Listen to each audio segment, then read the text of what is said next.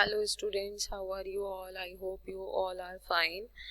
And last lecture हमारा हुआ था legal requirements for establishment of a new unit. इस पे हमने 3 पॉइंट्स डिस्कस किए थे.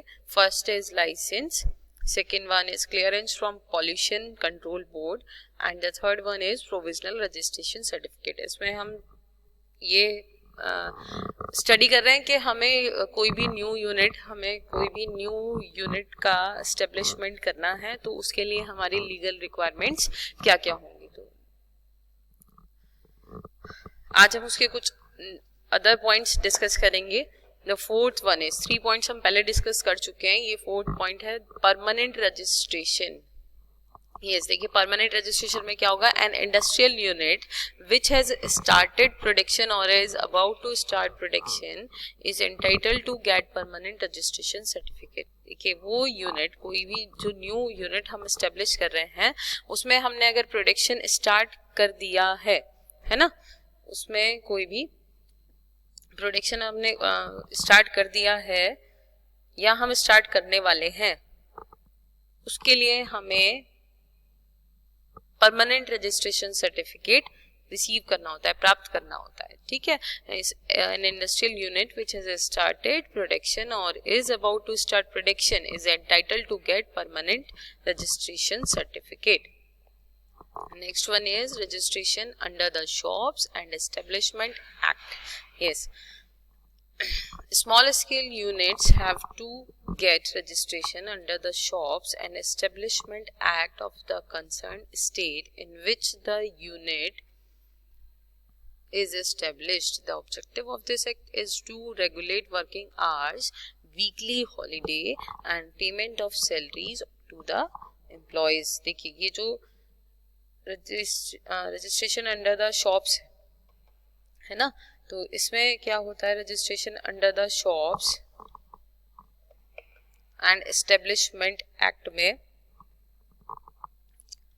कोई भी जो हमारी एक स्मॉल यूनिट है वो रजिस्टर्ड होती है ना. कोई भी शॉप के लिए एस्टेब्लिशमेंट होता है उसका, तो हमें क्या करना होता है, उसमें उसका जो ऑब्जेक्टिव होता है वो क्या होता है, टू रेगुलेट. वो रेगुलेट करती है working hours, weekly holidays and payment of salaries to the employees.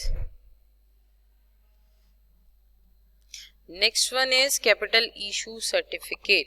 Yes, कोई भी पूंजी निर्गमन करने का प्रमाण पत्र. Yes, there is a need for adequate capital for any new industrial unit. Therefore after obtaining the permanent registration certificate, the entrepreneur is required to obtain the approval of the capital issue control for the capital issue.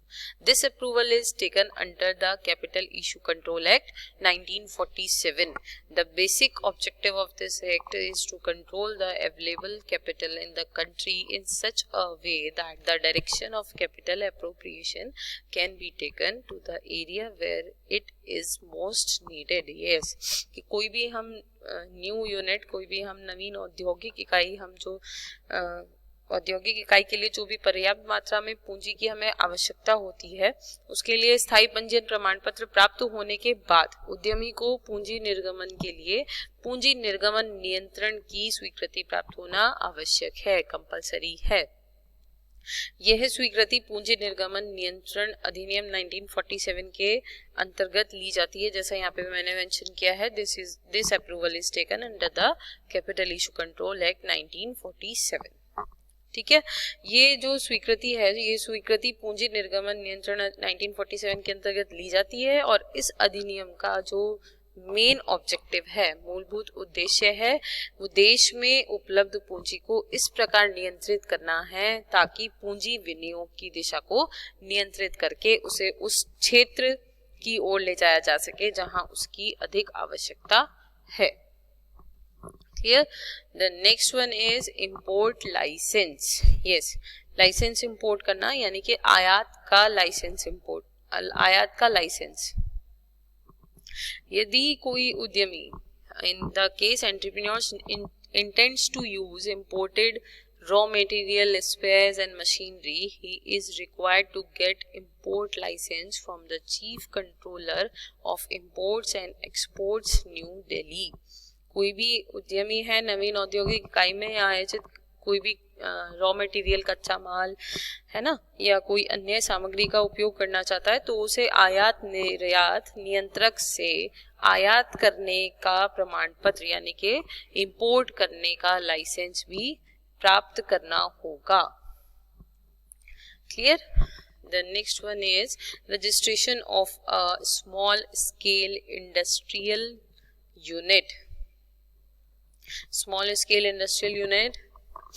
An entrepreneur intended to use imported raw materials and components, non-ferrous metals and steel items is required to get his unit registered with the concerned state director of industries. देखिए कोई भी उद्यमी है, यदि उद्यमी कोई अपना नया लघु औद्योगिक यानी कि एक यूनिट, एक स्मॉल यूनिट, स्मॉल स्केल पर कोई यूनिट एस्टेब्लिश कर रहा है ना, या करना चाहता है, तो उसे लघु उद्योग निर्देशालय से लघु उद्योग की स्थापना के लिए प्रमाण पत्र लेना होगा, है ना. कोई भी हम न्यू यूनिट एस्टेब्लिश करते हैं उसके लिए हमें सर्टिफिकेट लेना कंपलसरी होता है ना.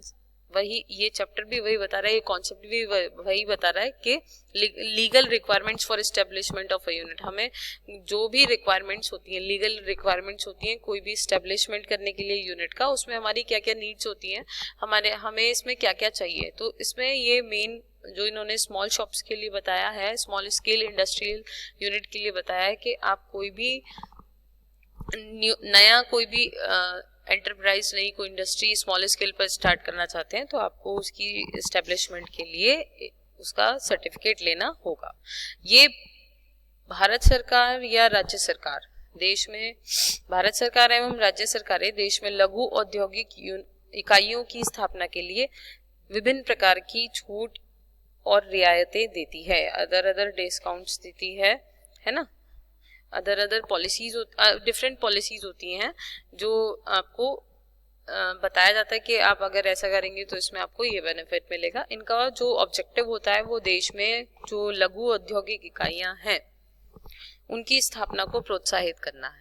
While applying for import license or for allotment of non-ferrous metals, steel and other material, the entrepreneur is required to quote his SSI registration number. और इस रजिस्ट्रेशन का नाम SSI कहा जाता है. और हर एक एंटरप्रेन्योर के लिए जो भी स्मॉल स्केल इंडस्ट्रियल यूनिट अपनी स्टैब्लिश करना चाहता है तो ये रजिस्ट्रेशन उसके लिए ज़रूरी होता है और उसे SSI रजिस्ट्रेशन नंबर लेना भी ज़रूरी होता है. उसे इसके लिए अप्लाई भी करना चाहिए और अपना नंबर लेना चाहिए. The next one is license under the factories act.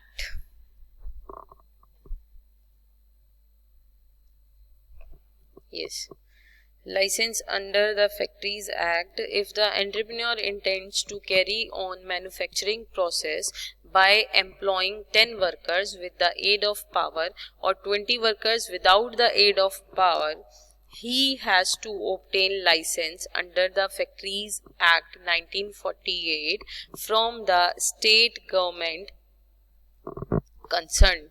देखिए ये जो एक्ट है, ये कारखाना अधिनियम के अंतर्गत जो पंजीयन है, इसमें कोई भी उद्यमी निर्माण प्रक्रिया प्रारंभ करना चाहते हैं तो कारखाने में शक्ति का प्रयोग करते हुए 10 या इससे अधिक तथा बिना शक्ति के प्रयोग किए हुए 20 या इससे अधिक जो लेबर होते हैं, जो वर्कर्स होते हैं, श्रमिकों की नियुक्ति की दशा में उद्यमी को कारखाना अधिनियम यानी कि फैक्ट्रीज एक्ट 1948 के अंतर्गत उद्यम का पंजीयन कराना होगा एवं उसका प्रमाण पत्र प्राप्त करना होगा, उसका सर्टिफिकेट उनको प्राप्त करना होगा. Clear. The next one is notice by the occupier under the factories act. परिभोगी द्वारा सूचना किसके अंतर्गत? जो कारखाना अधिनियम के अंतर्गत जो भी परिभोगी है उसके द्वारा सूचना, है ना. If the entrepreneur decides to set up a factory, then after obtaining a license under the Factories Act, he should at least 15 days before use or take possession of a building as a factory. It is mandatory to give to the factory inspector. देखिए कोई भी यदि कोई उद्यमी कारखाने की स्थापना करने के लिए कोई निर्णय लेता है तो उसे कारखाना अधिनियम के अंतर्गत लाइसेंस प्राप्त करने के पश्चात, लाइसेंस को प्राप्त करने के बाद उसे किसी भवन को कारखाने के रूप में प्रयोग करने का अधिकार, प्रयोग करने अथवा अधिकार में लेने के कम से कम 15 दिन पहले निर्धारित प्रपत्र पर निम्न बातों की सूचना मुख्य कारखाना निरीक्षक को देना अनिवार्य है। और वो कौन कौन सी सूचनाएं हैं? सबसे पहले है कारखाने का नाम और उसकी स्थिति, name and location of the factory. Second one is parents name and address, परिभोगों का नाम और पता। Third one is premises or including his yards, owners name and address. भूग्राहादि जो प्रीमाइसेस होते हैं या उनके जो भी अहाता इसमें शामिल होते हैं, including his yards, owners name, उनके स्वामी का नाम और उनका एड्रेस, उनका पता। The nature of the manufacturing process which has been done in the last 12 months in the state of the existing factories on the date of commencement of this act and in the state of all the other factories are to be done in the factory in the next 12 months. Yes. जो भी निर्माण की जो प्रक्रिया की जो प्रकृति है, जो कि इस अधिनियम के प्रारंभ होने की तिथि पर विद्यमान कारखानों की अवस्था में पिछले 12 महीनों की अवधि में की गई हैं या फिर अन्य समस्त कारखानों की अवस्था में आगामी 12 महीनों की अवधि में कारखाने में चलाई जाने वाली हैं। क्लियर है? नेक्स्ट पॉइंट इसमें दिया है nature and quantity of power consume, उपभोग की जाने वाली शक्ति और प्रकृति की मात्रा, उसकी प्रकृति और उसकी मात्रा। Name of the factory manager, कारखाने के प्रबंधक का नाम, कारखाने में नियुक्त किए जाने वाले श्रमिकों की संभावित संख्या, expected number of workers to be appointed in the factory, average daily number of workers employed in the last 12 months in the case of the existing factory. विद्यमान कारखाने में जो भी कारखाने की दशा में पिछले 12 महीनों की जो अवधि है उसमें नियुक्त श्रमिकों की औसत दैनिक संख्या और such other things as may be prescribe, जो भी ऐसी कुछ बातें हैं जो निर्धारित की गई हैं। और कारखाने में स्थापित अथवा स्थापित की जाने वाली कुछ शक्ति का योग भी सूचना में देना होगा, यानी कि reporting the sum of sum power installed or installed in the factory. Clear है? ये पॉइंट्स थे कुछ हमारी लीगल रिक्वायरमेंट्स के, जो लीगल रिक्वायरमेंट्स हैं जो हमारी कोई भी हमें यूनिट एस्टेब्लिश करनी है। 10 पॉइंट्स हमने कंप्लीट कर लिए हैं, बाकी पॉइंट्स हम नेक्स्ट लेक्चर में डिस्कस करेंगे। तब तक के लिए thank you, bye bye, stay home, stay safe and stay healthy. Thank you.